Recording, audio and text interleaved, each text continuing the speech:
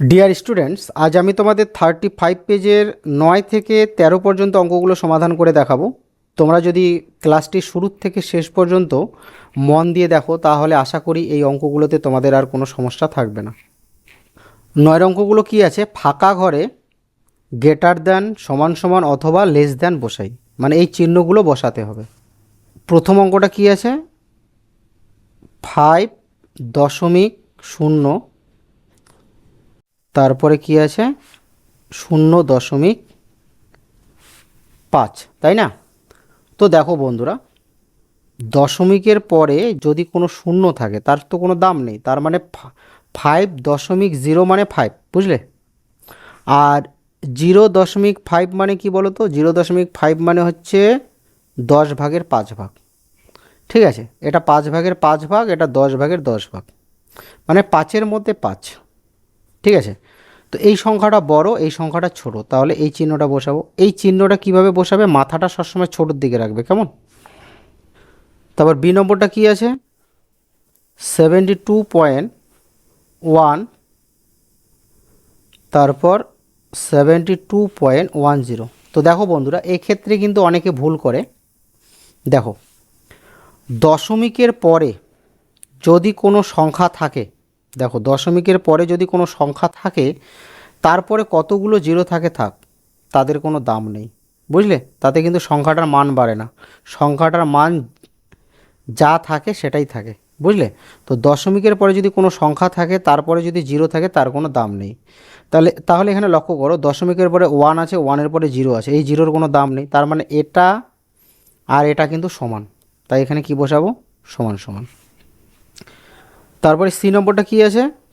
68.5, তারপরে 68.52। তো এখানে লক্ষ্য করো বন্ধুরা, এখানে প্রথমে 68 আছে দশমিকের আগে, এখানেও দশমিকের আগে 68 আছে, আর এখানে দশমিকের পরে 5 আছে, এখানে দশমিকের পরে কি আছে? 52 আছে, তাই না? তার মানে এটা বড় আর এটা ছোট, তাহলে এই চিহ্নটা বসবে, কেমন? আর ডি নম্বরটা কি আছে? 72.93, তারপর কি আছে? 729.3। তো এখানে লক্ষ্য করো, এখানে আছে 72 আর এখানে আছে 729, তার মানে এটা বড় এটা ছোট, এই চিহ্নটা বসবে, লেস দ্যান। তারপর ই নম্বরটা কি আছে? 42.6, তারপরে আছে 42.600। তো এক্ষেত্রে দেখো, তোমাদের এর আগের অঙ্কে বললাম, বি নম্বর অঙ্কটায় এই যে দশমিকের পরে 6 আছে, তারপরে 0 আছে, তারপরে কতগুলো জিরো থাকে থাক, সংখ্যাটা কিন্তু মানটা বাড়ে না, সংখ্যাটা এটাই থাকে। তো দশমিকের পরে যদি কোনো সংখ্যা থাকে, তারপরে যদি জিরো থাকে, সেই জিরোর কোনো দাম নেই, তার মানে এটা আর এটা কি সমান, তাহলে সমান সমান বসাবো, বুঝলে? এফ নম্বর অঙ্কটা কি আছে? 2.33, তারপর এরকম একটা ঘর আছে, তারপর এখানে আছে 3.22। এখানে লক্ষ্য করো, সামনে 2 আর এখানে 3, তাই না? তার মানে এটা বড় এটা ছোট, তাহলে এই চিহ্নটা বসাবো, লেস দ্যান। তারপরে জি নাম্বারটা কি আছে? 924, তারপরে আছে 924.00। তো তোমাদের বললাম দশমিকের পরে জিরোর কোনো দাম নেই, তাহলে এখানে 924, এটাও 924, তাহলে সমান, তাই সমান সমান বসাবো। দেখো বন্ধুরা, তোমাদের 10-এর এ নম্বর অঙ্কটা আছে 6 দশাংশ, ঠিক আছে, 6 দশাংশ। তো দেখো তোমাদের একটা জিনিস শিখে আগে, এই যে দশমিকের পরের সংখ্যাটাকে বলা হয় দশাংশ, ঠিক আছে, আর তার পরের সংখ্যাটাকে বলা হয় শতাংশ, আর তার পরের সংখ্যাটাকে বলা হয় সহস্রাংশ, ঠিক আছে।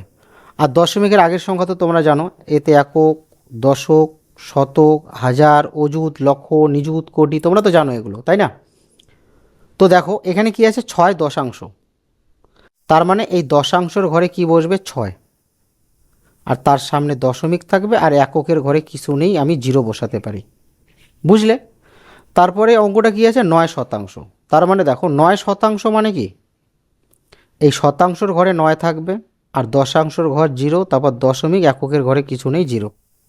তারপরে কি আছে 2 সহস্রাংশ, তার মানে এই যে সহস্রাংশের ঘর, তাহলে সহস্রাংশের ঘরে 2 থাকবে, বাকি শতাংশের ঘরে 0, দশাংশের ঘরে 0, এককের ঘরে কিছু নেই, 0। বুঝলে? তারপরে কি আছে 203.45, দেখো 203, এই যে শতকের ঘরে 2, এই যে দেখো শতকের ঘরে 2 লিখছি, 2 দশকের ঘরে 0, 203 দশমিক, ঠিক আছে, 45। বুঝলে? তাহলে দশমিকের পরের সংখ্যাটাকে বলা হয় দশাংশ, তারপরেরটা হচ্ছে শতাংশ, তারপরেরটা সহস্রাংশ। আচ্ছা দেখো বন্ধুরা, এখানে আমি একটা সংখ্যা লিখছি, যেমন 0.35, এর সামনে কিছু নেই, 0 রাখছি। হ্যাঁ, তো দেখো এই যে এটাকে আমরা স্থানীয় মানে বিস্তার করব। তাহলে এখানে লক্ষ্য করো, এই যে দশমিকের পরে 3 আছে, ঠিক আছে, তাহলে 3কে কিভাবে প্রকাশ করব, এর নিচে 10 দেব, ঠিক আছে, প্লাস, আর শতাংশের ঘরে 5 আছে, এর নিচে 100 দেব। বুঝলে? দশাংশকে প্রকাশ করবে 10 দিয়ে, দশাংশ মানে হচ্ছে 10 ভাগের কোনো একটা ভাগ, যদি 3 থাকে 3 ভাগ, 4 থাকলে 4 ভাগ, আর শতাংশকে প্রকাশ করবে নিচে 100 দিয়ে। বুঝলে?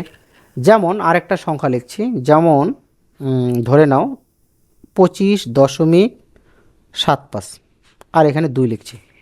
তো এখানে লক্ষ্য করো, 25কে তোমরা আগে স্থানীয় মানে বিস্তার করো, তোমরা করেছো না? 25, দেখো 2, 2-এর পরে একটা সংখ্যা আছে, তাই একটা 0, তারপর 5, তাই না, 20 যোগ 5, তাই না, একক দশক, 2 দশক, 5 একক।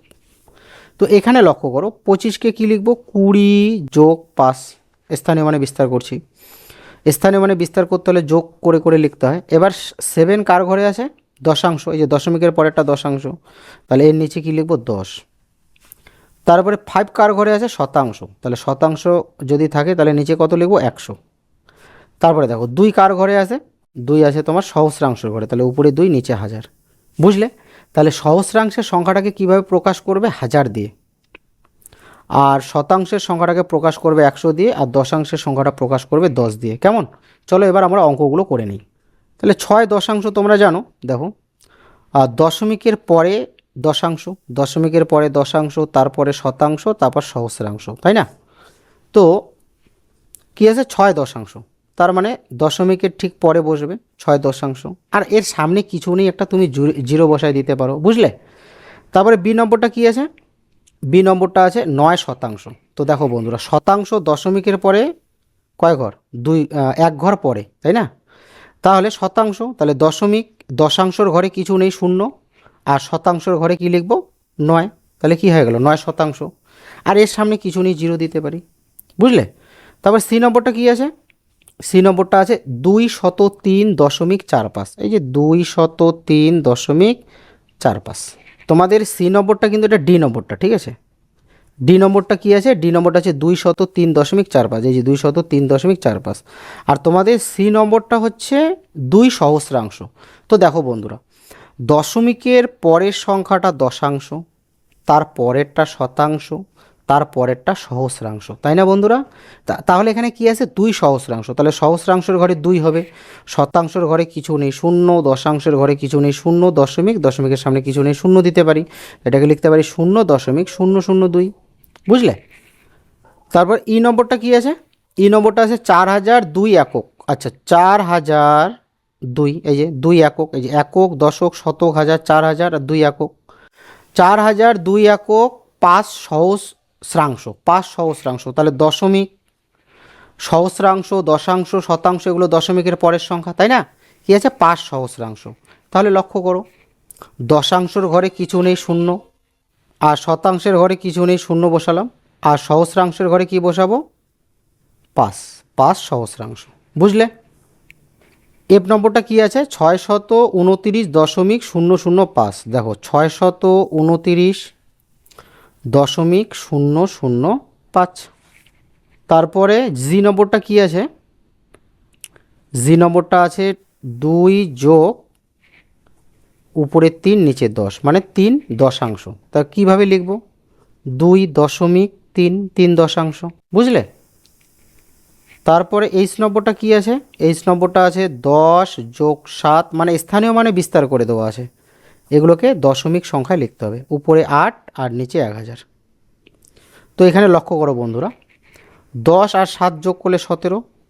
তারপরে এটা কি, এটা হচ্ছে সহস্রাংশ, এই যে নিচে 1000 আছে, তাহলে সহস্রাংশ তো দশমিকের পরের সংখ্যা, তাহলে এখানে হবে একটা শূন্য, তারপর একটা শূন্য, তারপর এখানে 8। এই যে দশাংশের ঘরে কিছু নেই শূন্য, শতাংশের ঘরে কিছু নেই শূন্য, আর 8 সহস্রাংশ। তারপরে দেখো আই নম্বরটা কি আছে, 400 যোগ 50 যোগ 9 শতাংশ যোগ 1 সহস্রাংশ। তো দেখো 400 আর 50 যোগ করলে কী হবে, 450। দেখো এটা হচ্ছে কি শতাংশের ঘরের সংখ্যা, তাহলে দশাংশের ঘরে কিছু নেই শূন্য, শতাংশের ঘরে 9 আর সহস্রাংশের ঘরে 1। বুঝলে? 11 নম্বর অঙ্কটা কী আছে, আমার কাছে 5 টাকা ছিল, আমি 3 টাকা 50 পয়সা পেন কিনেছি, কত টাকা পড়ে আছে? আচ্ছা, আমার কাছে ছিল কয় টাকা, 5 টাকা, তাই না? আগে লিখে নেই, কিছুটা লিখে নিতে হবে। হ্যাঁ, আমার কাছে ছিল কয় টাকা, 5 টাকা। আমার কাছে ছিল 5 টাকা, তাই না? আর আমি পেন কিনেছি, আমি পেন কিনেছি, আমি পেন কিনেছি 3.50 টাকা। দেখো বন্ধুরা, দশমিকের আগেরটা টাকা, দশমিকের পরেরটা কিন্তু পয়সা, এটা মানে 3 টাকা 50 পয়সা, মানে 3.5 টাকা। এবার বলেছে আমার কাছে কত টাকা পড়ে আছে, তো দেখো বিয়োগ করে দাও। আচ্ছা, 5-এর সাথে কিছু নেই, কি কি লিখবো, এই দেখো 5-এর সাথে দশমিক নেই, যে সংখ্যাগুলোর সাথে দশমিক থাকে না কীভাবে লিখতে হয়, দেখো 5.00 এভাবে লিখবে, কেমন? কারণ দশমিকের পরে তো শূন্যর কোনো দাম নেই। আর এটা হচ্ছে 3.50। যদি এখানে 7 থাকতো তাহলে এভাবে লিখবে 7.00। বুঝলে? তারপরে দেখো বিয়োগ করব, 0, 5 থেকে 10 5, হাতের 1, 4 থেকে 5 1, কত পেলাম? 1.50। ঠিক আছে, তাহলে লিখব, সুতরাং আমার কাছে 1.50 টাকা পড়ে আছে, পড়ে আছে। ঠিক আছে, 1.50 মানে 1 টাকা 50 পয়সা পড়ে আছে। বুঝলে? 12 নম্বর অঙ্কটা কী আছে, 2.75 এর সাথে কত যোগ করলে 3 পাবো? তো দেখো বন্ধুরা, তোমাকে যদি বলা হয় যে 6-এর সাথে কত যোগ করলে 9 পাবে, তাহলে তুমি কি করবে, এই 9-এর সাথে 6টা বিয়োগ করবে। বুঝলে? তাহলে কত পেলাম, 3। তাহলে 6-এর সাথে 3 যোগ করলে 9 পাবো। তার মানে কি করতে হবে, বিয়োগ করতে হবে। তাহলে এখানে বড় কোনটা, বড় হচ্ছে 3, তাহলে 3টা উপরে লিখব, 3-এর সাথে দশমিক নেই, দশমিক দিয়ে 00 লিখব, আর এখানে লিখব 2.75। এখানে লিখব টাকা, আর এখানে টাকা। বিয়োগ করে দিতে হবে, 5 থেকে 10 5, হাতের 1, 8 থেকে 10 2, 3 3 মিলে গেল 0 টাকা। ঠিক আছে, তো লিখব, সুতরাং 2.75 এর সাথে 0.25 যোগ করলে 3 পাবো। বুঝলে? 13 নম্বরটা কি আছে, মীরা 12.5 সেমি দৈর্ঘ্যের দড়ি থেকে 8.5 সেমি দৈর্ঘ্যের দড়ি কেটে নিল, এখন কত দৈর্ঘ্যের দড়ি পড়ে আছে, বিয়োগ করতে হবে। তাহলে 12.5 সেমি আর বিয়োগ করব 8.5, 8.5 সেমি। ঠিক আছে, বিয়োগ করব, তাহলে 5 5 মিলে গেল 0, 8 থেকে 12 4, 1 1 মিলে গেল 0। তাহলে কি হলো, 4.0, তাই না? এত সেমি। 4.0 মানে কি, 4ই তো হবে, কারণ দশমিকের পরে 0 তো কোনো দাম নেই, তাই না? তো লিখব, সুতরাং এখন 4 সেমি দড়ি পড়ে আছে, পড়ে আছে। বুঝলে? তো দেখো, তোমাদের নেক্সট পার্টে আমি তোমাদের বাকি অঙ্কগুলো সমাধান করে দেখাবো। আজ আমি তোমাদের 13 পর্যন্ত অঙ্কগুলো সমাধান করে দেখালাম, নেক্সট পার্টে আমি তোমাদের বাকি অঙ্কগুলো সমাধান করে দেখাবো। যদি আমার ক্লাসটি ভালো লাগে তোমরা অবশ্যই চ্যানেলটি সাবস্ক্রাইব করবে এবং ভিডিওটি কিন্তু অবশ্যই লাইক করবে, কেমন?